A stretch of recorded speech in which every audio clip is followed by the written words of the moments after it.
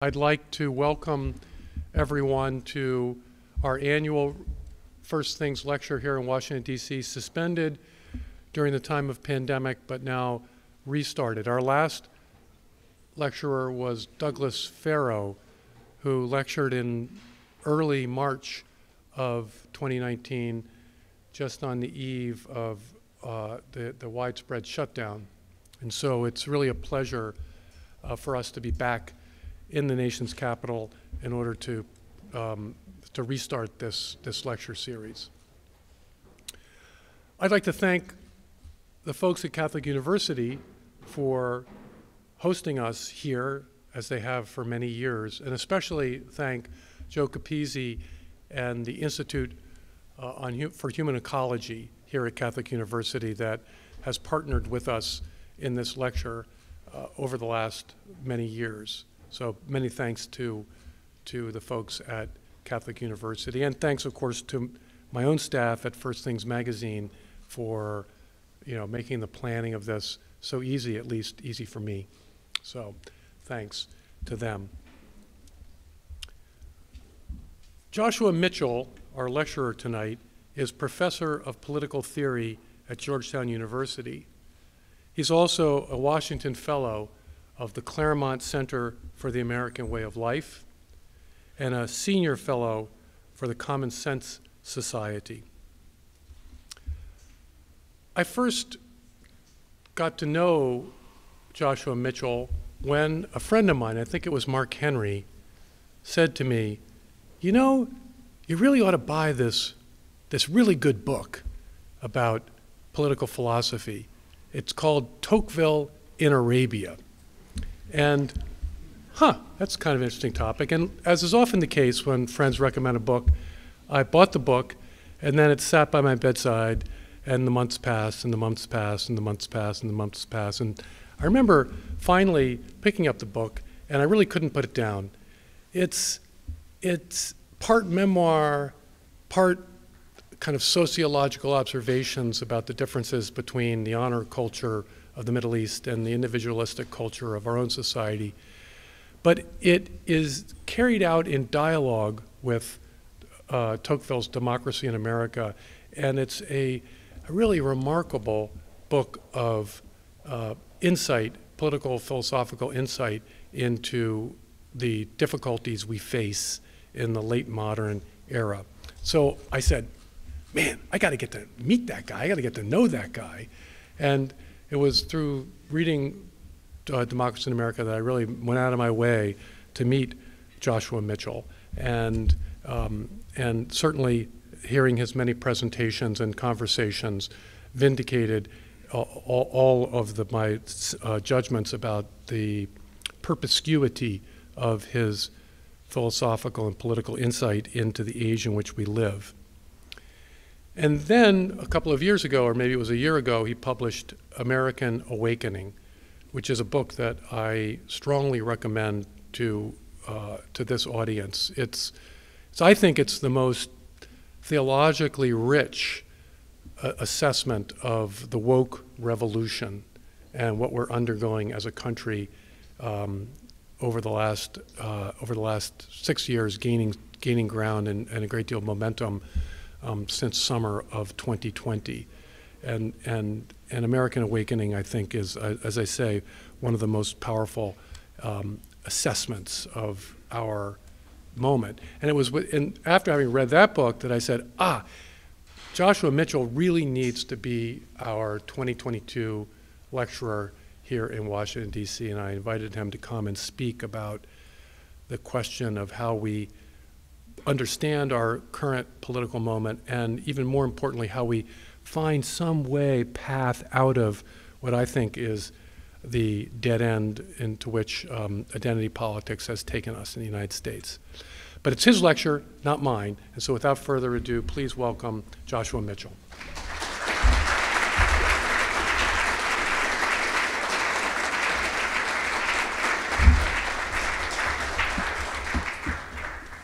Good evening.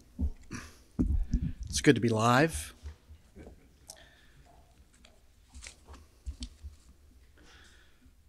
After almost a century, What fruit has a conservative distinction between nature and history really yielded? Many conservatives today gather in the shade of the tree grown by Leo Strauss, who concluded that because modern man had abandoned nature and been seduced by history, all things, including the Nazis, were possible.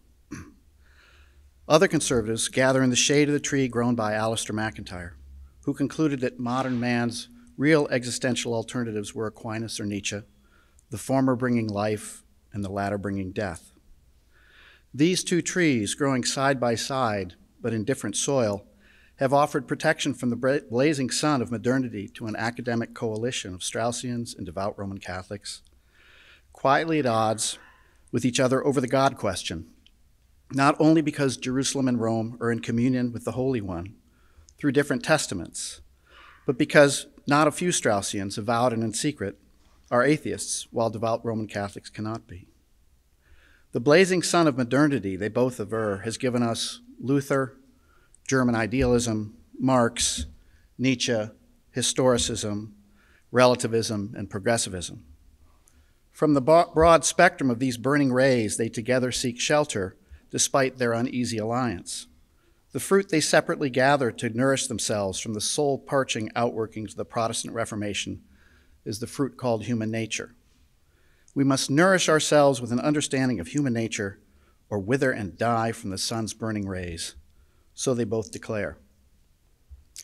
But here we are, buffeted by the howling winds of identity politics, which rip away fig leaves here but not there, which indict all members of certain groups but no members of other groups, by virtue of the stain of their descent.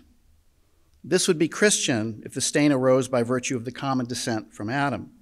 But this is identity politics, which retains the stain of descent but divides people into univocal groups ranked in an apartheid scheme from which no Nelson Mandela can liberate us.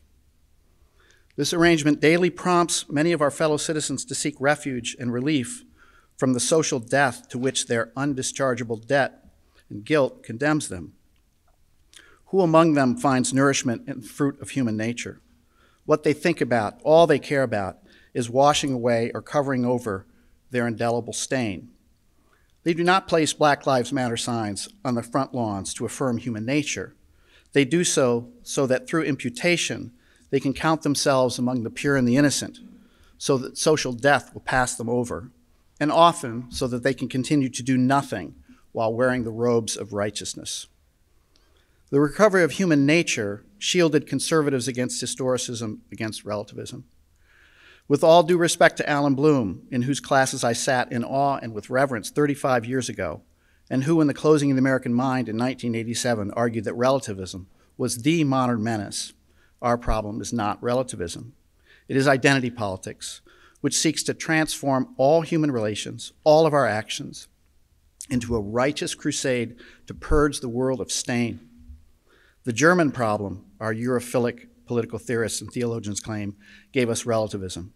We're not in Europe, we're in America, the exception, the new beginning. Today, a Puritan-like yearning to work out the economy of innocence and transgression. What spiritual debt do irredeemable transgressors owe, and to whom, haunts the conscience of America? Path dependency matters. No nation escapes its origins. We're not contending with relativism today. We're living through another great American awakening, this time without God and without forgiveness. Identity politics in America today is the unholy ghost of Puritanism, whose object of cathartic rage is the white heterosexual man, of whom the Puritan preachers of old are irredeemable instances. We do not need protection from the scorching rays of relativism today. We need protection from the howling winds of identity politics. After more than half a century, what fruit has the fusionism of the political arm of the conservative movement yielded? The uneasy but workable truce between its coalition partners, economic liberals and cultural conservatives, elected Reagan and rejuvenated America after the Carter malaise of the late 1970s. But in its dotage, the fusionism coalition elected Bush II, who presided over ill-conceived and unwinnable land wars in the deserts and high mountains of the Middle East, and free market policies that continue to hollow out the American middle class at home. Against the backdrop of this malaise, Americans found their hope for rejuvenation in Obama, whose administration gave us the rudiments of identity politics from which we now suffer as a nation. While never fully articulated, it fumbled in the hours before dawn toward the following general formulation, which has now finally come to light. What matters is not economic debt that can be assessed in the ledger books, about which libertarians speak, nor the reverential debt we owe to our forefathers, about which cultural conservatives speak. What matters is another economy altogether, the economy of innocence and transgression, the economy of spiritual debt, so to speak, which no economic balance sheet can measure, and which cultural conservatives who see only the goodness of tradition are blind. So agonized was the American soul that it sought healing, atonement, really, of the sort that economic liberals and cultural conservatives could not provide, which explains their impotence and the impotence of their candidates, McCain and Romney, during the Obama years. Republican Party chatter about lower taxes, free markets, the virtues of the founding, the right to bear arms, and our reverence-worthy traditions fell on deaf ears. Obama, the half-black, half-white president, promised more than what Republicans could offer. He was, those attuned with Christian ears will hear the religious resonance, the one sufficient mediator between the two races, the great healer who would not only reconcile the races as neither economic liberals or cultural conservatives could, but who, by virtue of his anointed status, would heal creation itself, save the planet. Fusionism battled communism abroad and progressivism at home. These were mortal enemies. Obama and the nascent identity politics movement enlisted citizens on a spiritual quest. Someday, when clear minds prevail and dark humor returns, over a presidency that had considerable antipathy toward Christianity, do they not cling to their guns and their religion? Will be inscribed an epitaph from the words of Ephesians 6:12. We wrestle not with flesh and blood, but against principalities, against powers, against rulers of darkness of this world, against spiritual wickedness in high places. Conservatives have yet to fully understand that identity politics is a spiritual quest, which draws its tropes, the scapegoat, the voiceless innocent victim, irredeemable stain from Christianity, while at the same time trying to do away with Christianity as it has been historically understood. What need is there for a divine scapegoat, Jesus Christ, who takes away the sins of the world, when a mortal scapegoat can serve the purpose in an America still enthralled with Christian tropes, but no longer really itself Christian? Purge the white heterosexual male and all that he has wrought, Westphalia, capitalism, dirty fossil fuels, the American Constitution, the heteronormative family, the homophobic church, scientific rationalism, and the Egyptian captivity will without long wandering preparation through Sinai that makes man worthy of release from his bondage. That will give way to a new Israel. Fusionism was crowded out, discredited really, by the religious need of identity politics to purge the stain associated with the world that Pharaoh, the white heterosexual man, built and through which the pure remnant had been enslaved. Was fusionism not the fruit of the white heterosexual male, which he had grown, which now had to wither on the branch in proportion as the brilliant flower of identity politics blossomed and overshadowed it? So believed the identity politics left. The fruit of fusionism grows only in the captivity or in the desert, but not in the new Israel. Having no real understanding of what they were up against, conservatives withered. What of Trump, who would not wither? In so many ways, a repudiation of identity politics that began to blossom under Obama, guilt never troubled him, losing did. Far from putting out the fire of identity politics, Trump's presidency poured gasoline on it. The arc of identity politics pointed toward the end of whiteness, or if not its end, then the permanent requirement that if the white heterosexual man does not disappear into the netherworld of pornography, drug addiction, video gaming, suicide, they must wallow in guilt, admit they are racist, misogynist, homophobes, etc., and now commit to unending DEI training sessions. Trump was, by this measure, the wrong kind of white man, an unapologetic figure whose existence was literally impossible, and so must have been conjured up by principalities and powers, Russians abroad, racists at home. Whites who grasped their standing in the identity politics economy, guilty until proven anti-racist, had to publicly loathe Trump so that social death would pass them over.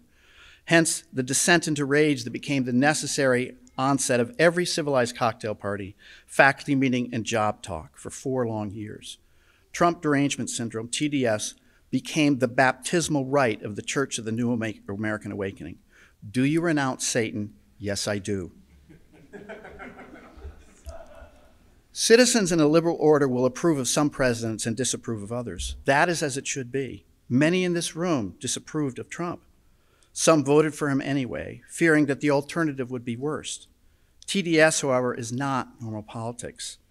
It is evidence of the cathartic rage that lurks immediately under the surface of that fragile thing called liberal politics, which is bound to reemerge when we lose the Christian insight that only a divine scapegoat can take away the sins of the world.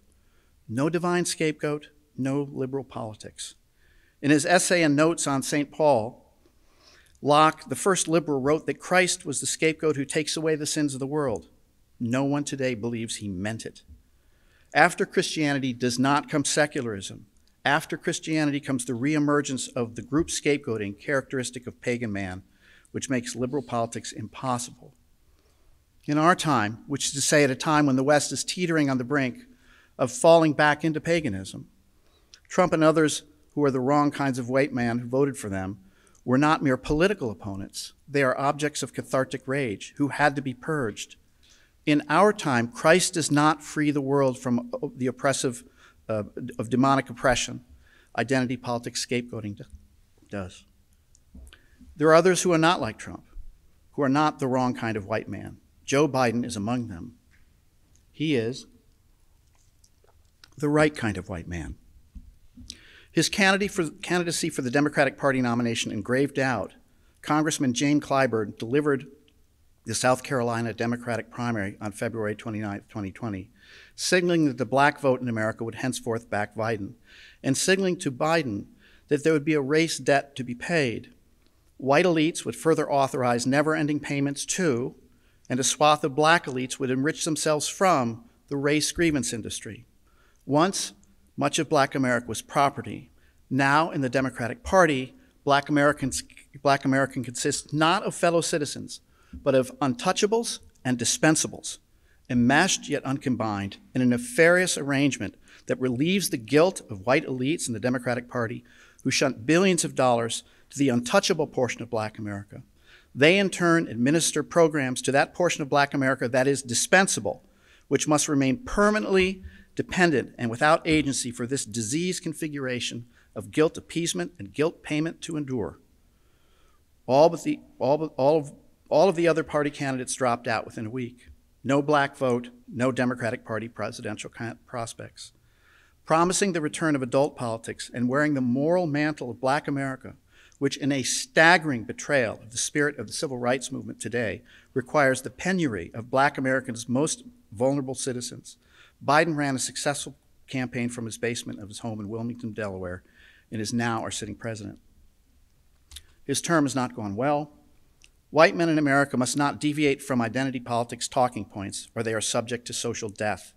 This is doubly so if you are a political broker of identity politics. If you do not wish to perish, you must orient yourselves to the politics of innocence and transgression. Progressives once distinguished themselves from the founders by asserting that expert competence, rather than citizen competence, was necessary if the promise of American life, to cite Herbert Crowley's famous 1909 book title, was to be fulfilled. Many Democrats still call themselves progressives. Republicans pay them the compliment by accepting their self-professed political pronoun. Increasingly inebriated with identity politics, these Democrats are like new wine poured into the old bottle. The new wine of identity politics poured into the old bottle of progressivism. Drunk from this new wine, America enters a third stage of its history. The first, the founding period, based on citizen competence. The second, the progressive era, based on expert competence. The third, now politically upon us in the form of the Biden administration, based on the politics of innocence and transgression. Progressivism as a rallying cry lives on, but expert competence is waning, and the real justification for the Democratic Party governance is different.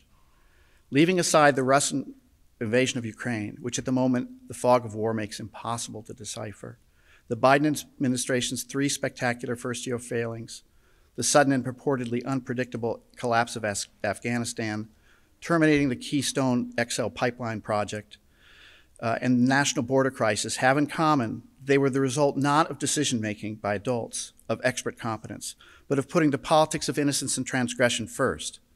Afghanistan, the American embassy flew the pride flag. That was the important thing. The Keystone XL pipeline project, the Democratic Party shut down the future flow of, quote, dirty fossil fuels. That was the important thing.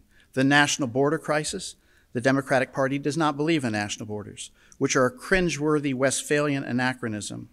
That is the important thing. To these three examples can be added a fourth, the declaration to nominate the right kind of black woman to the Supreme Court. The Honorable Janice Justice Brown did not make the short list. Biden long ago blocked her path to the court. The future of the Biden presidency does not look great. COVID-19, the gift that keeps on giving, has strengthened the resolve of parents across the country who in the course of the last year and a half have witnessed the self-loathing their sons and daughters are being compelled to internalize without question under the pretense of public education, which their tax dollars underwrite. Asians and Hispanics are increasingly disgusted by a Democratic Party that weaponizes guilt about black slavery and its aftermath to empower the one-party state it runs, which seems unfriendly and hostile to the mediating institutions that poor and middle-class Americans of all races need to prosper. If systemic racism is the problem that's so overwhelming, then the state can only save us. Is that not the real takeaway of the New York Times sanctioned 1619 project? Asians and Hispanics do not believe it because their experience tells them otherwise. That portion of black America, not the direct recipients of the spoils of the race grievance industry in America, has had enough too. Sylvia Bennett Stone's Voices of Black Mothers United does not get a hearing at the White House. The New York Times, the Washington Post, CNN, MSNBC, and the other three big networks ignore her as well. But much of black America does hear her and knows of the agony that brings grieving mothers of children killed by street violence together throughout the country. The so-called People of Color Coalition is a gross delusion held most dear by guilty white liberals, by Karens if the latest data is to be believed, whose hubris consists of wanting to lead a multiracial crusade intent on humiliating the wrong kind of white man, that malignant creature whose middle-class profile turns out to be identical to the aspirational profile of black America and every assimilating immigrant group. Together, the wrong kind of white man, black Americans, and assimilating immigrants believe in home ownership, want safe neighborhoods, want perhaps a John Deere to mow the back quarter acre, take for granted the generative family that only a man and a woman together can form and sustain without the intervention of the state, desire freedom of worship, and want education about America that is soberly acknowledging of the gruesomeness of our history, indeed of all history, without losing the hope in our nation's promise.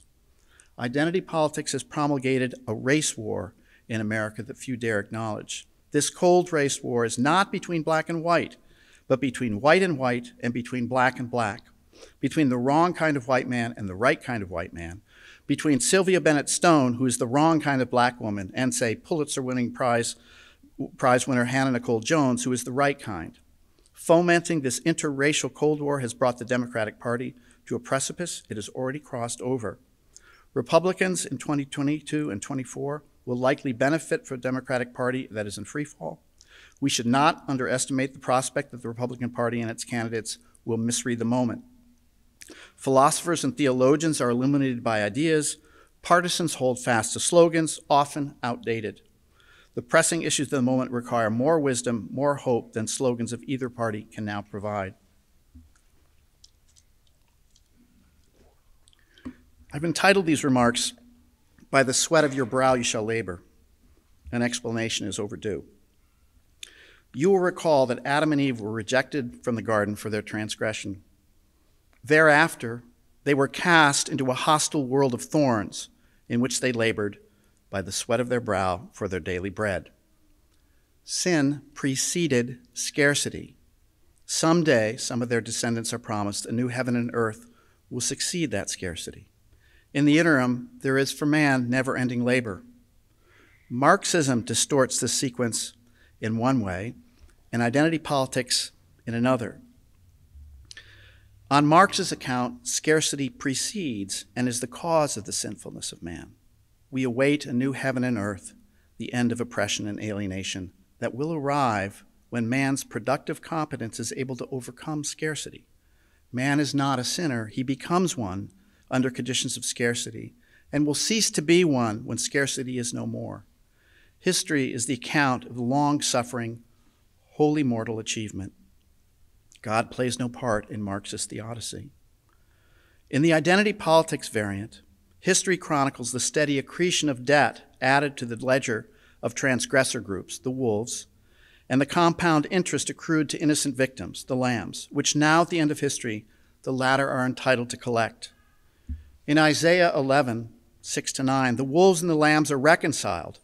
In identity politics, the lambs receive equity. The painstaking yet slow and undeniable development of human competence amidst the struggle of history is of no consequence to identity politics and makes no appearance. What matters is that the day of the final reckoning has arrived, that the wolves may have been largely responsible for the fields of physics, chemistry, and biology, that they may have developed a theory of market commerce through which the wealth of the world has been magnified and standards of living elevated, that they may have developed an understanding of politics through which a modicum of justice for the many is even imaginable, that they may have developed a body of philosophical reflection, of artistic grandeur, of literary genius that is perhaps unrivaled, may have been the first, in fact, on the world historical stage to challenge slavery on moral grounds and to shed blood that it might be undone. None of these things matter. None of these attenuate the case against the wolves. For Marx, suffering was the necessary cost of developing competence that finally brings suffering to an end. Suffering was justified by the developing competence that attends it. Identity politics recognizes no developing competence. Calling the wolves the transgressor to account is the singular political task. Its final judgment is that the American constitutional experiment and our mediating institutions must be destroyed. Identity politics is not an agonizing theodicy, as Marx's was, involving an intermixed legacy of suffering and development of competence. It's a childlike moral reckoning whose yoke is easy and whose burden is light. So under what conditions can competence really be ignored? This is not a trivial question. For identity politics is thinkable only within this lacuna. Immanuel Kant, the font of both Rawlsian liberalism and of Hegel and Marx, wrote that providence cares not a jot about human happiness, only that through painful struggle mankind will develop competence. That demand could be suspended never occurred to him. At the moment, so many of us feel it. We're living in the dreamy historical and social interlude, which apparently has suspended this demand. The historical interlude? Since 1989, America has had no geopolitical rival compelling her to put competence first. The Apollo program put 2 men on the moon in July 1969. From scribbles on a notepad to landing the LEM on the Sea of Tranquility and returning 3 astronauts safely to Earth, the most advanced feat of engineering in human history required 8 years to accomplish. The Saturn V rocket that took them to the moon was 363 feet tall. It weighed 6 million pounds. It had over 1 million parts. At NASA, the engineers were in charge. Sputnik will prompt that sort of thing. A half-century later, the engineers are not in charge. There is no urgent need to push the envelope of national competence. Why should there be? Living in a post-war world will prompt that sort of thinking.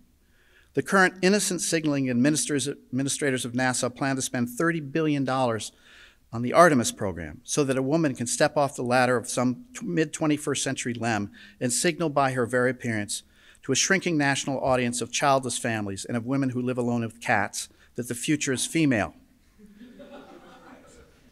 If China launched manned rockets to Mars, Europa, Titan, and Ganymede tomorrow morning with a view to exploring, colonizing, and declaring them its sovereign territory, the Artemis program would be over tomorrow afternoon.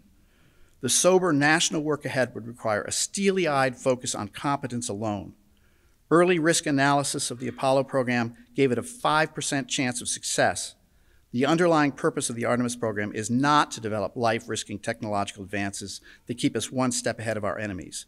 Its purpose is to achieve equity in the aftermath of that patriarchal embarrassment, the manned Apollo program. Equity, $30 billion worth, now requires that Neil Armstrong's purge-worthy one small step for a man be supplanted by one small step for a womb person or a birthing person or perhaps a chest feeder if the contemporary transgender rage altogether erases the category of women. National competition produces competence necessary for the success of the Apollo program. Become a unipolar power, a hegemon, and you can delude yourself that history is over, that you can kick back and squander your national treasures on Artemis programs and others like it in the military, in the universities, in our corporations, so that equity can be achieved and you can sleep well at night. We have lived in a historical interlude since 1989. The end of history was supposed to bring liberal triumphalism. Instead, it has brought innocence signaling and intersectional scorekeeping. China has already brought our post-1989 delusion to a close. We just don't know it yet. The second interlude, which has made identity politics possible, is social. I call it an interlude, but fear that it may be a perennial threat. Kant thought that competence would be developed by competition between citizens who wanted to leave isolated lives of an Arcadian shepherd, but who at the same time needed each other. Man's asocial sociability, he called it. But what if Kant got this wrong, as Tocqueville seemed to suggest a half-century later in Democracy in America? What if in the democratic age man could live a life of the Arcadian shepherd? In his words, aristocracy links everybody, from peasant to king, in one long chain. Democracy breaks the chain and frees each link. Not only does democracy make men forget their ancestors, but it also clouds their views of their descendants and isolates them from their contemporaries. Each man is forever thrown back on himself alone, and there is a danger he may be shut up in the solitude of his own heart. How does this democratic solitude allow identity politics parishioners to ignore the ongoing need to competence? Imagine a group of college students who live in a dormitory designated for women and transgender persons. The radiators must be replaced if the students are to stay warm through the winter. The work is successfully performed, and outrage erupts among the students who feel that cisgender workmen have violated their safe space. They should have performed the work over the summer when we were away, the students indignantly declare. This need not be imagined. It happened on the Oberlin campus this past October, and it's not an isolated incident. Segregation in America today, it is not racial. It is imposed along new lines, which a 21st century Ralph Ellison has yet to lay bare. 19 out of 20 dirty jobs in America, infrastructure building and maintenance, are performed by purge-worthy, cisgender, invisible men who construct the disinclusionary social spaces within which identity politics parishioners convince themselves that intersectional scores matter and competence does not. Safe spaces from cisgender men are built almost entirely by cisgender men. Toxic masculinity underlies every detoxified space that identity politics parishioners occupy. There never has been and never will be a pure and innocent world. Parishioners on the left occupy theirs through excision, forgetfulness, and power. Just as American political hegemony created an interlude in which it could be pretended for a time that competence no longer mattered, so too social hegemony in America today allows one class of people to conveniently ignore that their daily bread is provided and the thorns in a dirty, recalcitrant world are daily cleared away by another class altogether. It's true, man does not live by bread alone. Christians struggle to trust that the gifts of God, the Father, Son, and Holy Spirit will truly feed them. The ascendant elect class has unwavering faith in the gifts of FANG, Facebook, Apple, Amazon, Netflix, and Alphabet, which with a few keystrokes provides digital nourishment and release from or control over the dirty, recalcitrant world of things. Do not Amazon Prime packages dutifully arrive to service my every need and whim? Do not the dark people of DoorDash, appropriately masked for my protection, present me with the meals I order on my smartphone? Amidst and in the aftermath of COVID, a social chasm in America and elsewhere has widened and been starkly clarified.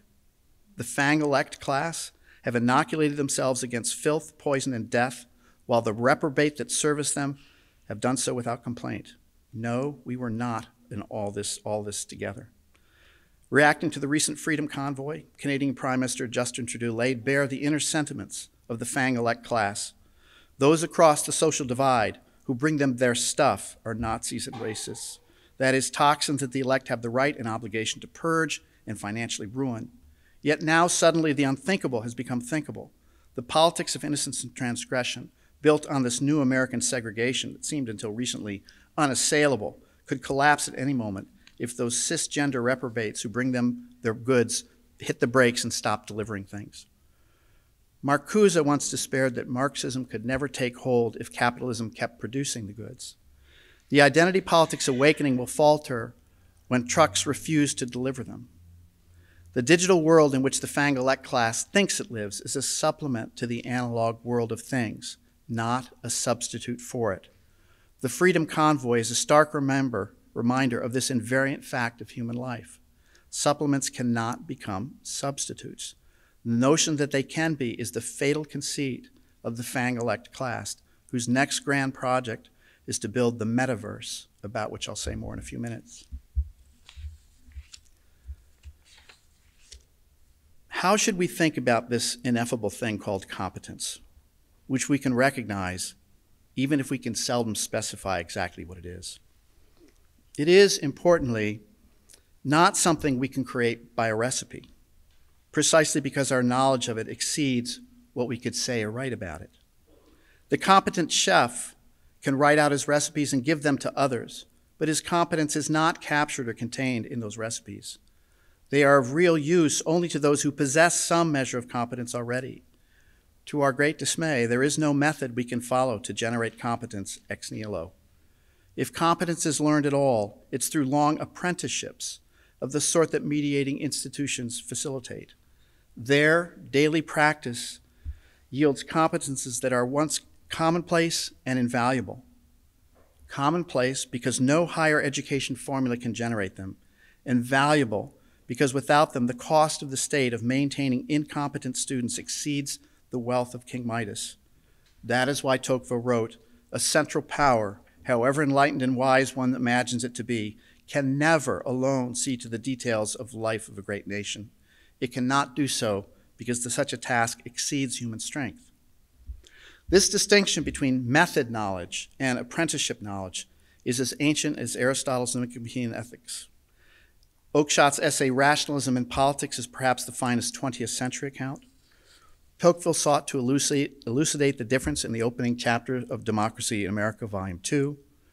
There he worried that, quote, the American philosophical method, as he called it, would undermine the very competence that mediating institutions fostered. Democratic man, he thought, was always in a hurry and would look for shortcuts that bypassed the need to develop competence. Method knowledge was just such a shortcut. In the time remaining, I'll follow Tocqueville's lead and point toward competence by illuminating the shortcuts we seek to bypass it.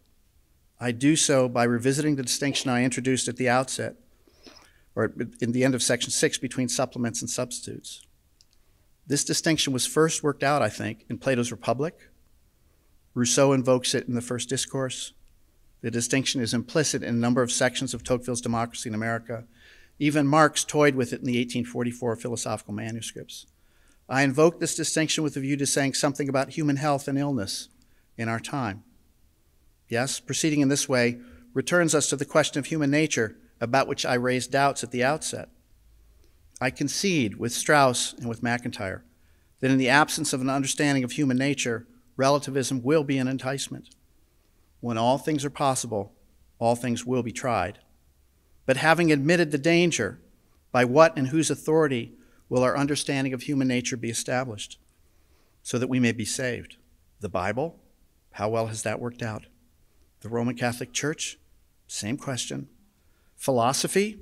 In the long aftermath of the Enlightenment, in this, the age of the return of the repressed, Marx, Nietzsche, Freud, Heidegger, and Derrida have declared for us that philosophy is and always was but a pretext masking dark motives that now must be exposed to the light of day: class consciousness, the animal in man who is man, the id, ontological evasion, logocentrism. To this we can add now identity politics, for which philosophy is a pretext for white transgression.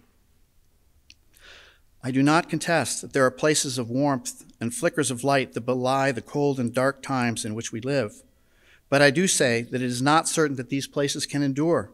let alone rekindle the light of a civilization that teeters on the brink of abandoning the idea of human nature altogether. A lost civilization, like a lost soul, is seldom drawn to what will heal it. On the contrary, it is repulsed by the medicine it most needs. Plato's Republic is the first and second best account of just this paradox.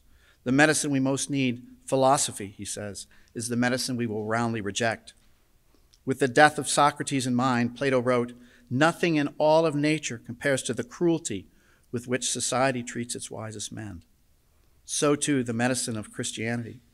Christ, given to man to heal his illness, was met with betrayal, abandonment, humiliation, torture, and crucifixion. We today live in a time when the old authorities, the Bible, the Roman Catholic Church, philosophy, have no authority among those whose only authority is themselves. Tocqueville saw this coming. Homo sapiens is devolving into selfie man, and it is therefore to the manner of his falling into illness that we must attend, and to his experience of illness that we must appeal.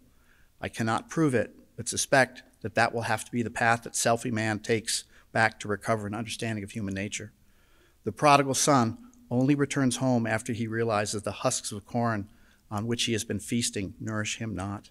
Luke 15:11-32.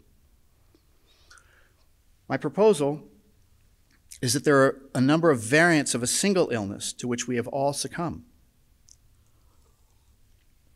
That in many cases they seem not to be illnesses, but rather promising stimulants. That they seem unrelated, but in fact are species of a genus. That being on the political left is a slightly better predictor of having succumbed to them, but that being on the political right grants you no immunity. That they are all shortcuts that lead to dead ends. That these dead ends are expensive, that they involve turning supplements into substitutes. That singularly and as a whole they alert us to the trail that we can retrace to recover our health. That in each and every case, health lies in the competence that no method knowledge can teach, and that this competence can only be developed in the apprentice-like settings our mediating institutions provide. In American Awakening, I called this illness substitutism, and I identified opioid addiction, spiraling plastic water bottle consumption, fast food mania, declining birth rates amidst growing sexual fixations, social media obsession, online shopping madness, the rapid push to virtual education, infantile dependence on Google Maps, governmental overreach, what I call digital entrancement, immigration confusion, and the crisis of fiat currency. These are all instances of the same illness. To this list, I would now add that having pets is increasingly becoming a substitute for having children rather than a supplement to them. More provocatively, because it has implications for how we have organized society since Adam Smith's Wealth of Nations, the division of labor has become a substitute for apprenticeship knowledge rather than a supplement to it. Together, each of these instances seems to have little in common.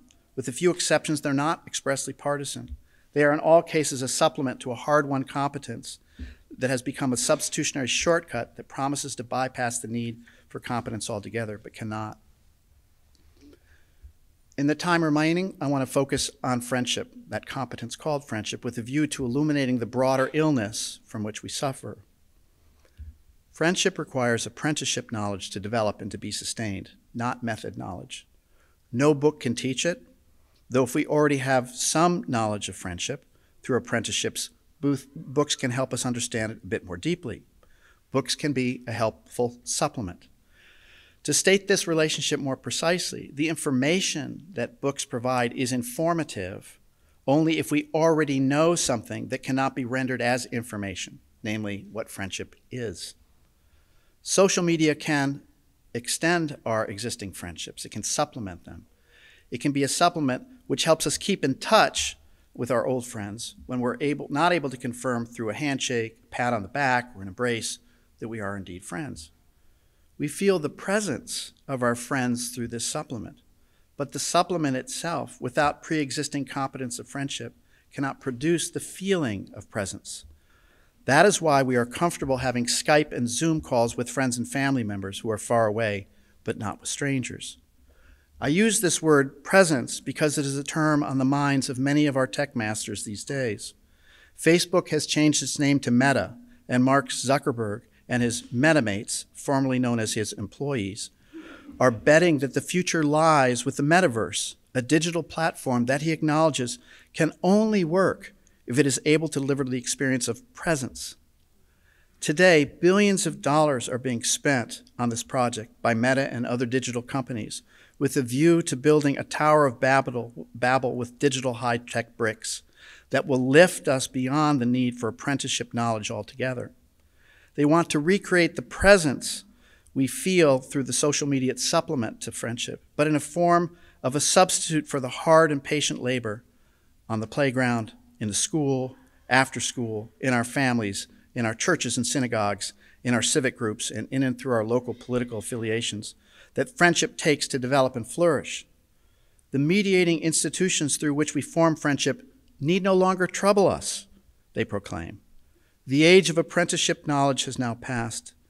Friendship once had to be formed in institutional settings where noise and signal could not be disentangled, where filth and festering wounds were always near.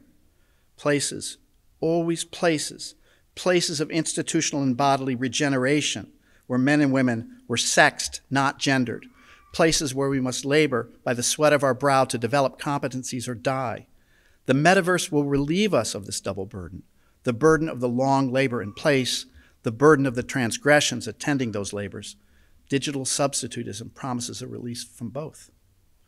Is this a violation of the very order of things? Yes, it is. When supplements are turned into substitutes, they make us ill. The competence that apprenticeship knowledge develops can be supplemented, but there is no substitute for it. Early forays into the metaverse have yielded the high that has been promised, but also the lows, like virtual rape, virtual violence, verbal cruelty, etc. In short, all the horrible things that the world offers, but now without the competences we learn through our mediating institutions that can alone attenuate those horrors. Just as the highs of an opioid addiction go with the lows when drugs become a substitute rather than a mere supplement, so too the metaverse will bring soul-crushing lows if it becomes a substitute for competences we can only develop through apprenticeship knowledge. In the metaverse, rape, violence, and cruelty seem to be ruled out because we have purportedly left behind the world of filth and festering wounds where that sort of thing does happen. In truth, the only way to attenuate rape, violence, and cruelty is to develop competences that humanize man. To put the matter in terms of recent events, you do not get rid of Harvey Weinstein toxic masculinity by purging masculinity, by building a desexed digital alternative. You do so by assuring that healthier versions of masculinity are around to quash pernicious versions, something every man in this room either did learn or should have learned in his youth on the playground. It is healthy men who keep unhealthy men in check. Those healthy men are formed through the apprenticeship knowledge we develop in our mediating institutions. If we were to formulate the problem in terms of evolutionary biology, we would say that mediating institutions humanize the primitive reptilian impulses in man. The metaverse promises transhuman man, but in bypassing the apprenticeship knowledge that humanizes the reptile in all of us, the twofold result will be the high of transhumanism and the low of pre-human barbarism. That is what happens when supplements are turned into supplements. Supplements are turned into substitutes. There are no shortcuts. Alas, everywhere we look, we and our fellow citizens are trying to find them and discovering as we go the terrible cost associated with the drug-like highs that attend them. The competence called friendship develops locally in mediating institutions. Extend the range, the presence of friendship with social media, and eureka, our friendships have no limits. But that is only half of it, however. The other half is that if we lose sight of the apprenticeship knowledge we call friendship, the loneliness that digital substitutism causes and cannot cure will become a central feature of our life, as it already has throughout America. Like a crashing opioid addict, our tech wizards now seek to give us the ultimate drug that will lift us from the stupor of loneliness which they themselves have manufactured, the metaverse, the high that never crashes. This will not end well. In these remarks, I've surveyed the inhospitable terrain around us and noted our inability to see it clearly. The political left, I have suggested, is caught up in an American awakening without God and without forgiveness. The long-standing conservative distinction between nature and history gives those who see its dangers no way to resist it. The Christian heresy that is identity politics will not abate by recurring to human nature alone, but rather by Christian renewal of the sort that recovers Christianity's now lost treasure. Christ, the divine scapegoat, not a mortal one, takes away the sins of the world. Fusionism cannot help either, because it has nothing to say about the spiritual economy of debt that now haunts the American soul. Properly modulated, however, it can begin to tame the tempest.